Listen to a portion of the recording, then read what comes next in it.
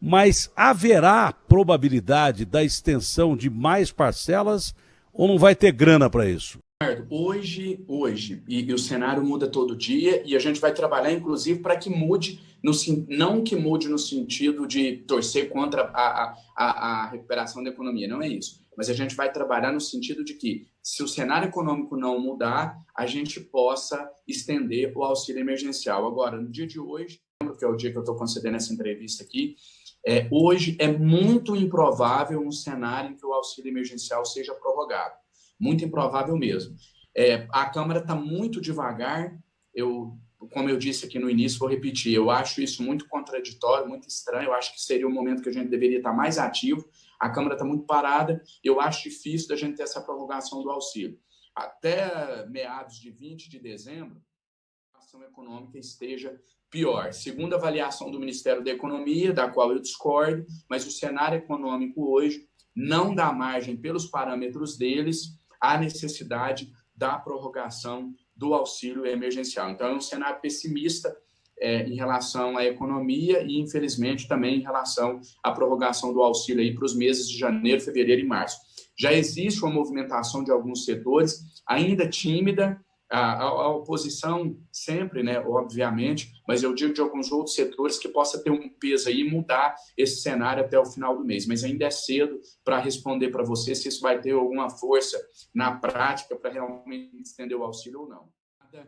A comunicação do governo com nós parlamentares nos últimos meses aí, desde que o início do período eleitoral para cá, foi muito enfraquecida essa comunicação e a gente não vê nenhum movimento, nem na Câmara, nem no Senado, nem no Palácio do Planalto, para dar uma resposta a essa população mais carente, que a gente está falando aqui dos beneficiários do Bolsa Família, especificamente do auxílio emergencial. A gente não vê nenhuma movimentação para que se tenha uma resposta aí a curto prazo para essas pessoas. Eu quero só pegar a deixa aqui da colocação que você fez antes da pergunta, dizer o seguinte, nem todo mundo está preparado para ouvir a verdade, né? Então, as pessoas às vezes esperam que a gente crie fantasias para agradá-las, para dizer coisas. Então, assim, eu sou um deputado em 513, então a gente não vai ficar aqui, como a gente disse no início da transmissão, a gente não vai ficar aqui falando, vai aprovar agora o 13º do Bolsa Família, legalmente, né? Vai passar a ser uma obrigação legal, vamos aprovar o 14º salário dos aposentados, olha, a MP1000 pode ser pautada amanhã, nós não vamos ficar criando falsas expectativas, esse não é o cenário,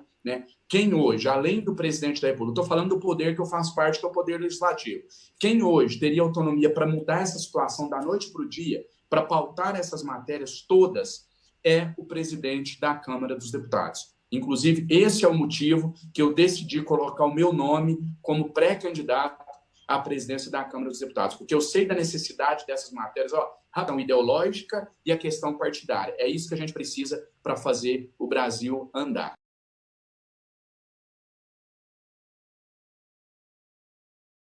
Bom, se vai ser difícil pagar essas parcelas, a situação do povo vai ficando cada vez pior, né? Agora, existe um projeto de renda mínima aí do chamado Renda Brasil. Esse é um projeto que é para colocar o ovo em pé. Vai atingir quase 75 milhões de pessoas ou próximo disso, tá? E é uma junção de vários projetos sociais que o governo tem. E tem um fator positivo, que o senhor mesmo diz, que o cara não precisa ficar no Renda Brasil. Se ele arrumar um emprego, ele pode sair para depois voltar. Diferente do Bolsa Família. Não acomoda o cara ficar sem trabalhar e sem procurar emprego, pelo contrário, mas dá a ele a condição de, quando ele não está empregado, ele está sendo assistido pelo governo. E nós vamos enfrentar tempos difíceis pela frente. Qual é a chance do Renda Brasil ser aprovado e qual é a meta de se colocar em ação o Renda Brasil? A gente depende de uma série de fatores, eu sei disso, mas isso está sendo muito estudado pelo governo Bolsonaro, não?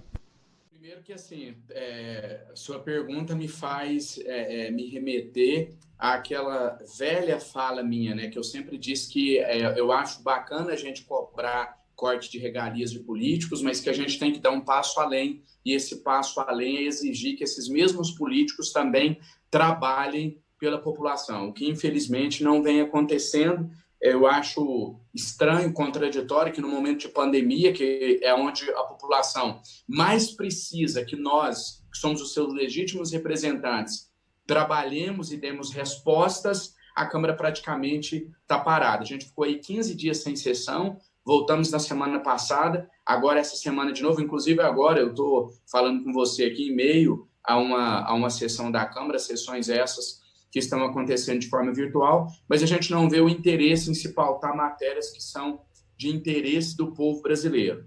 Primeiro, a desculpa era o período eleitoral, as eleições já acabaram, depois ficou tudo travado por conta da possível reeleição do atual presidente da Câmara, e ainda hoje as discussões principais giram em torno disso, em torno da sucessão à Câmara dos Deputados. Enquanto isso, quem está de fora, o povo está em casa, sem emprego, sem renda, sem perspectiva de melhora, né, com essa possível segunda onda do Covid, que ninguém sabe se vai ou se não vai acontecer, mas infelizmente o cenário atual é que, independente de segunda onda ou não, vai demorar um bom tempo ainda para que as atividades, para que a economia retorne ao seu ritmo normal. Eu não acredito que isso aconteça antes do segundo semestre de 2021, inclusive na segunda-feira, durante a nossa sessão lá, que foi a madrugada adentro, eu tive uma informação que me deixou muito preocupado e pessimista, de que a Câmara só deve voltar às suas atividades normais, com as comissões funcionando e as sessões acontecendo de forma presencial no segundo semestre de 2021. Essa é a perspectiva de todos lá. Então, a gente ainda vai ter um longo período aí pela frente, com a pandemia, com a quarentena, um período muito difícil que o nosso país ainda vai atravessar, acredito eu.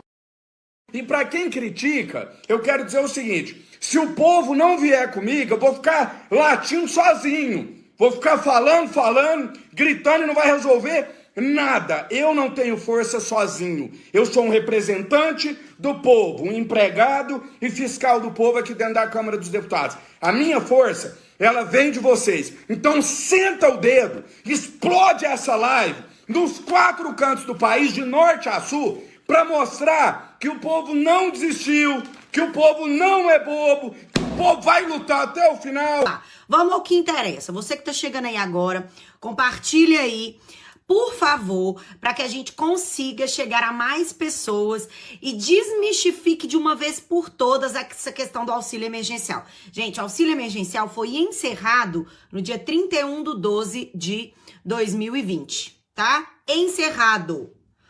Só que nós temos aí no Congresso Nacional dois projetos de lei, no Senado e na Câmara. Qual que é o status desses projetos? Estão ainda parados com o presidente do Senado e um parado no presidente da Câmara dos Deputados, beleza? No meio disso tudo, veio aí a Rede, né, que é um partido político que chama Rede, ajuizou aí uma medida cautelar